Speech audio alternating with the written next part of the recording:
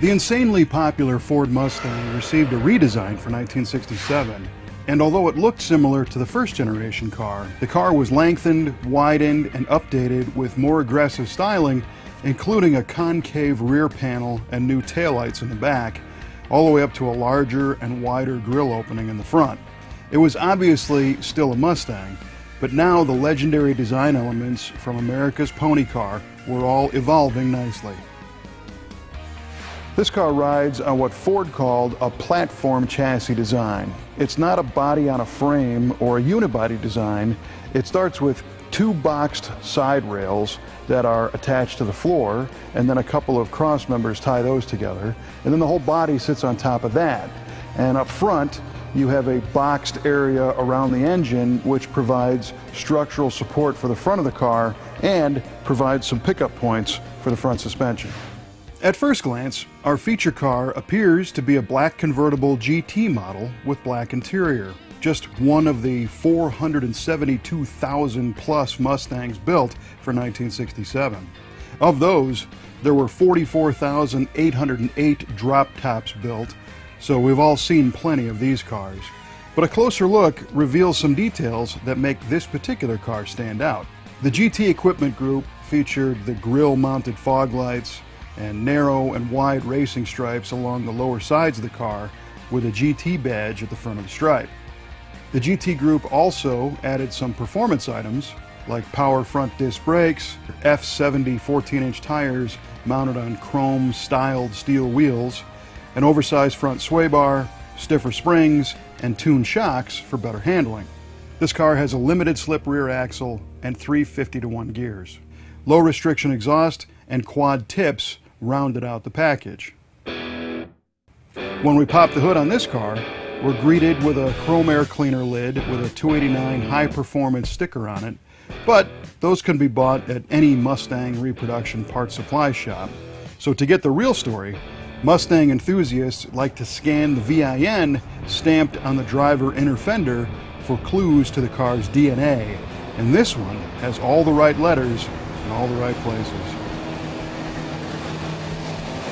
For example, the letter K in the 5th position reveals that this car came from the factory with the 271 horsepower 289 high performance V8, and also means that this car is one of only 50 K-code convertibles ever built.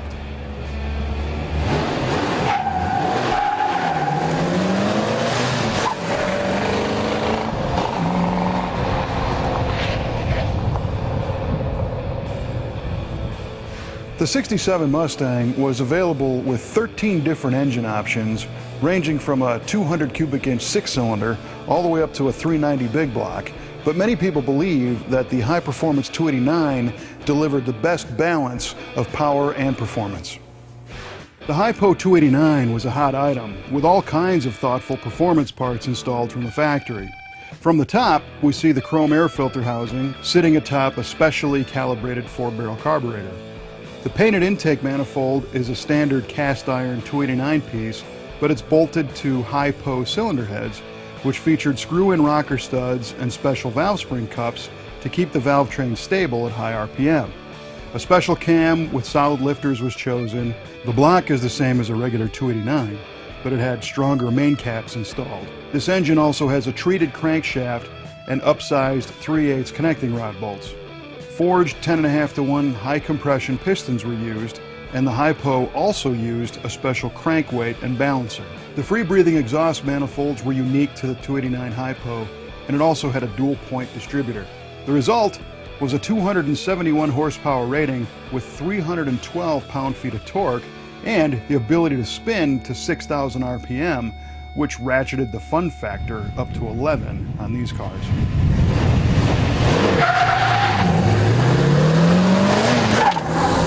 Inside the car, we find a black deluxe interior with bucket seats, a sleek full-length console with a garage door-like storage compartment, the 4-speed shifter, and an AM radio. The gauges include a 150 mile-an-hour speedometer and an 8,000 RPM tach, which are visible through that handsome wood steering wheel. And we dig the striped floor mats as well. When dealing with these low production muscle cars, it's important to have some documentation on the car to prove that it is what it is. A Marti report is the standard for late 1960s Fords, and it will outline the options installed on a particular car, as well as break down the production numbers to say how many were made. As we scanned this car's Marti report, we learned that there were 50K code convertibles made, 34 were 4-speeds, and 2 of those were triple black, but only 1 had the deluxe interior, making this car